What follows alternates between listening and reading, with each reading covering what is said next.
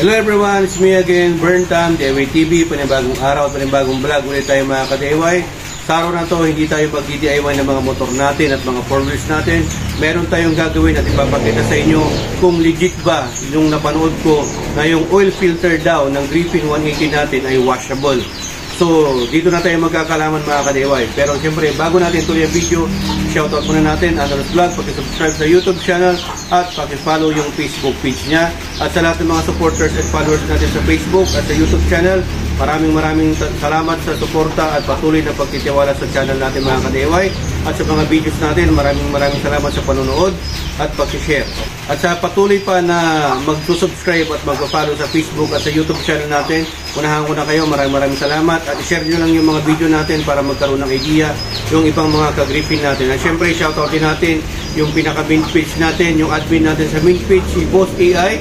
At syempre sa lahat ng mga Griffin chapters natin dyan, Baguio chapter, Cavite chapter, Iloilo chapter, Pampanga chapter, Bulacan chapter, at Manila chapter. At syempre dito sa Pangasinan chapter.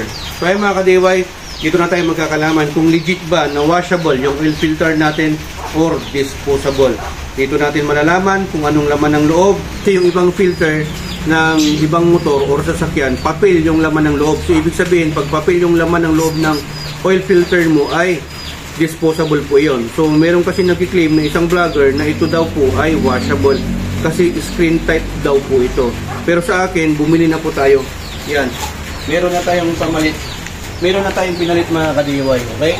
So syempre, shoutout natin yung pinagpunan natin kay Boss Dins Motor Parts from North Caloocan. Sa kanya tayo nakakuha at ito yung code ng oil filter natin. Okay?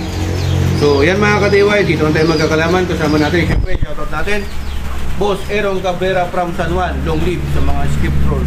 Okay? So boss, check natin. For the sake sa vlogging, kasi marami nagtatanong kung pwede daw po itong washable or hindi. Sa akin, washable man to hindi, magpapalit ako every 3,000 to 5,000 or every pangatlong change oil. Okay? So yan, boss. Anong bahala? Mekaniko din pala to ng Smash. Yan. Okay? Tapos i-regarahin natin tong dito sa babaw para lang malaman natin. Okay? Magsasayang tayo ng almost 500 pesos na pwede pa namang gamitin. Kaya lang para sa inyo, para malaman natin kung washable. Tara. So ayan mga ka-DIY, dito na tayo magkakalaman. Garihin na natin ang lagaring bakal kasi pwede naman yung grinder eh. Okay, yan o. So ayan mga ka-DIY, malapit na po nating maputol o ma-open tong oil filter ng Griffin 180 natin. Yan no. For the sake na may pakita namin sa inyo kung washable or disposable, sasayangin natin tong halagang 400 plus. Okay? So open na natin. Washable nga po siya mga ka-DIY. Yan no. Ito po yung laman niyang filter sa loob. Okay? So ganyan lang po, empty can na po ito. Ito yung can niya. Tapos, ito yung filter niya sa loob. So, screen type po siya. Screen type. Tapos, mayroon din po siyang o-ring sa bunganga niya. Diyan. Pumapasok yung langis diyan, dito. Yan, oh. Ito yung lagayan ng thread, diba? Yung parang bolt doon. Diyan yung may butas. Diyan pumapasok yung langis. Dito, bago niya ilalabas dito. Okay? So, pumapasok muna dito, pinifilter niya. Tapos, dito niya nilalabas. Now, kung ma-check naman natin dito mga ka-DIY, hindi natin alam kung may na-filter siya, pero wala naman siyang dumi. Yung nakikita nyo na yan, iyan na yung natin dito? Pinaglagarihan natin ng mga debris o small particles ng mga bakal. So, the rest, wala naman siyang dumi. Parang may spring lang siya doon sa may looban niya. Okay? So, washable po siya. So, ayan mga ka-DIY, washable po siya, proven washable. So, pag first, second change oil mo or third change oil mo, saka ka na lang siguro magpalit. Pero yung first change oil mo, second change oil mo, pwede mo pa siyang hugasan. Okay? Kasi nakalagay naman sa, according to our Griffin manual, is first 300 km, kailangan mo na siyang ipa-change oil.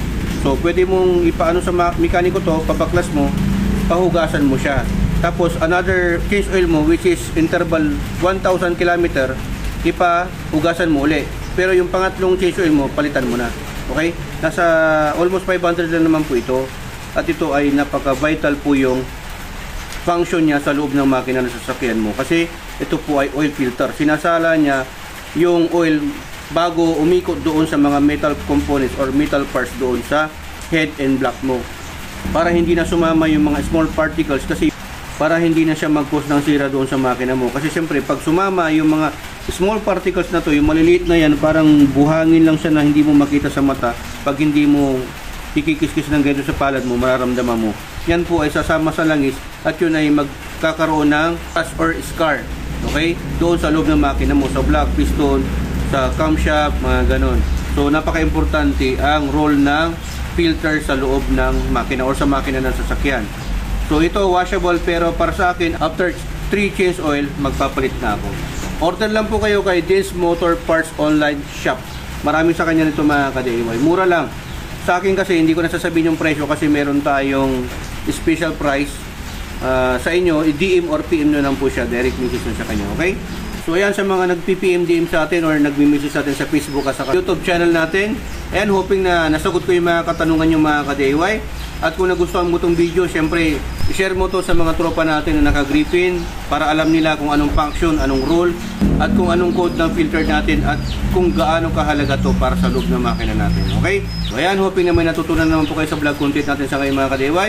Yan, dahil dito sa HPT, natuto ka na, nakatipid ka pa. Dahil sa HPT, sharing is Caring. caring. So ayan, maraming salamat. To God be the glory and burn times. Signing off.